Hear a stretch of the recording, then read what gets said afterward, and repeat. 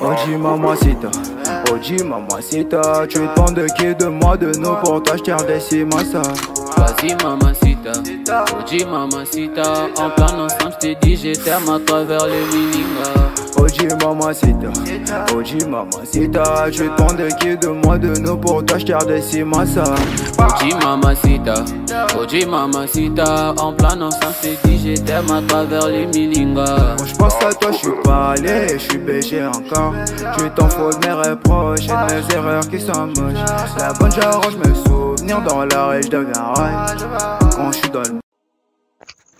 Mbote libota na ngai ezalaka bino awa lelo toye kotia lupango oyo nayebi ke bato ebele bomona yango lupango oyo ezalaki 1200 mètres carrés oyo totiaka en mode photo.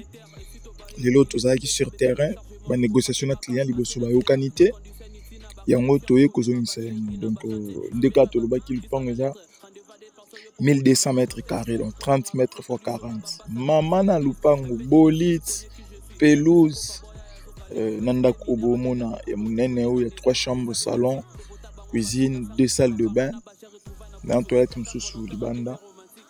Eza na commune ya Mongafula, entrée Mama Koko.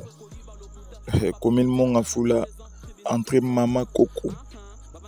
Donc lupango yango tolobaki tokotia vidéo nango tokotia vidéo tozalaki na ba étude par rapport à offre ndenge ezalaka toujours. Donc yango lelo tomoni que makambo to eza kitoko, makambo to eza dans les bons nde to décider totia yango na marché.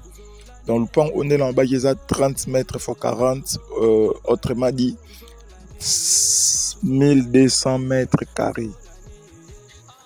Bâti yango na prix à $50,000 à discuter.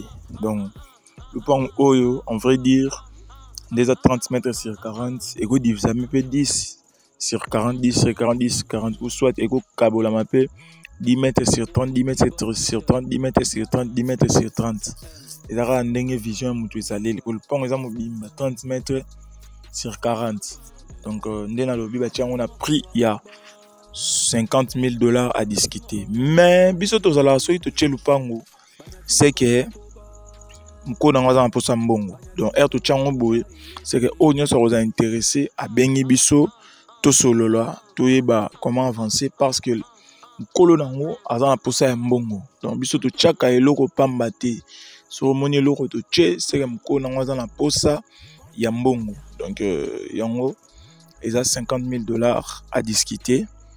Oignon so vous intéressé ndeka to salara toujours numéro eza na écran wana bengi biso to solola to yeba ndenge nini to évoluer pour voir ça. Donc ndako eza habitable oko somba pe lelo lobi koti so to tiba ndeko na ba kengela wana ozana espace vert wana marambe belé avantage.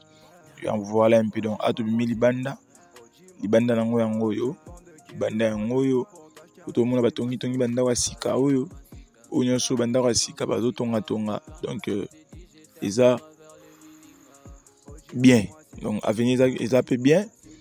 Boyebika avenir ndenge ezala so entretien eza tellement matiti tout ça.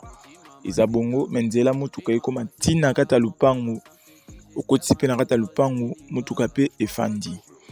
Donc voilà un peu ndeka na lubaki libanda nango eza bien. Donc, mais le pan est à 30 mètres sur 40, 1200 mètres carrés, $50,000 à discuter. Bonne chance à tout le monde. Bye. Merci.